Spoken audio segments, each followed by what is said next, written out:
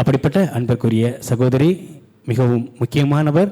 அவரை இந்த நிகழ்வில் சிற்றுரை வழங்க அழைப்பதில் மிகவும் மகிழ்கின்றேன்.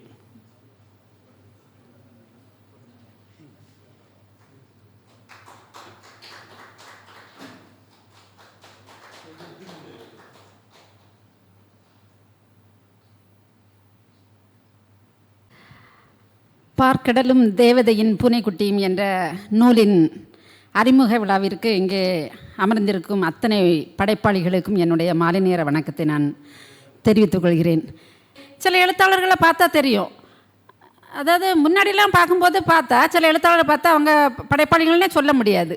ஆனால் இப்போல்லாம் நிறைய எழுத்தாளர்கள் எழுதுகிறாங்க. நாங்கள் எழுத்தாளர்கள்னு அவங்களே வந்து நூல் வழியாக இல்லாமல் இருந்தாலும் அவங்களுக்கு செயல்பாட்டில் நம்ம கண்டுபிடிச்சிக்கலாம். ஆனால் சுதேகன சார் ரொம்ப அமைதியாக சாந்தமாக ஏதோ ஒரு விதத்தில் அப்படி போயிட்டு இருந்துட்டுருப்பார். நான் நிறைய நாள் அவரை உன்னிப்பாக கவனிச்சிருக்கேன். ரெண்டாவது அவர் ஒரு படைப்பாளின்னு சொன்ன பிறகு தான் நான் நினச்சேன், இவருக்குள்ளேயும் இவ்வளோ திறமைகள் இருந்திருக்கே அப்படின்னு சொல்லிட்டு நான் நினச்ச விஷயங்கள் நிறைய உண்டு. ஆனால் இங்கே வந்து பார்த்தா சார் எல்லாரையும் பேச வச்சு நான் பேச நினச்ச கவிதைகள் எல்லாம் என்ன சொல்கிறாங்க, பேசிட்டு போயிட்டாங்க. இருந்தாலும் எனக்கு அந்த கவிதை படிக்கும்போது எல்லாரும் கடந்து போனது தானே.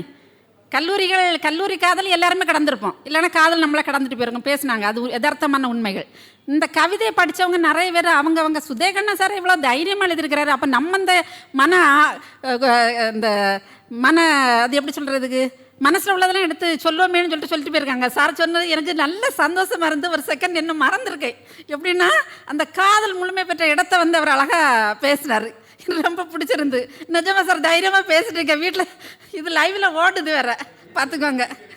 அதே போல் நான் என்ன நினச்சேன்னா, சார் காதல் திருமணமோ அப்படின்னு சொல்லிட்டு ஒரு செகண்ட் யோசித்தேன். இது படிக்கும்போது பரவாயில்ல, இந்த அம்மா இதெல்லாம் படிச்சிருந்தாங்கன்னா அதை தாங்கி என்ன பெண்களுக்கு எப்போவுமே ஒரு பொறாமை இருக்கும்ல. கணவன் தன்னை மட்டும்தான் நேசிக்கணும்னு ஒரு இடம் இருக்கும். அப்போ அந்த இடத்துல பார்க்கும்போது அவங்க அதையும் தாண்டி அவங்க இவரை எழுத்தை நேசிக்கிறாருன்னு தெரிஞ்சனால தான் இதை ஒத்துக்க முடியும், இந்த கவிதை தொகுப்பை. அப்போ நான் மனசில் நினச்சேன், சரி அப்போ இந்த அம்மாவை தான் இவர் கற்பனை பண்ணி எழுதியிருப்பாரோ, இந்த வாழ்க்கையை ஃபுல்லாக இந்த அம்மாவை லவ் பண்ணி தான் இந்த இவர் மேரேஜ் முடிச்சிருப்பாரோன்னு எனக்கு ஒரு செகண்ட் தோணுச்சு. உள்ளே போனதும் அம்மாக்காரங்க கேட்பாங்களாம், அது இந்த கொடை யாதுடா புதிய கொடையாக இருக்குன்னு. அவர் அழகாக சொல்லியிருப்பார், இது மழை தந்ததுன்னு. மழைங்கிறது ரெண்டு விதத்துலேயும் பொருந்தும். அவளையும் குறிக்கும், இந்த மழையாட்டு இந்த கொடை தரதுக்கு ஒரு மழையும் அதுக்கு ஒரு காரணம் அப்படின்ட்டு உள்ள தொகுப்போட முடிச்சிருக்காங்க. வாய்ப்புக்கு நன்றி கூறி விடைபெறுகிறேன். நன்றி, வணக்கம். சமூக சேவகி ஜெயா ஸ்ரீதரன் அவர்களுக்கு நன்றி கலந்த வணக்கங்களையும் தெரிவித்துக் கொண்டு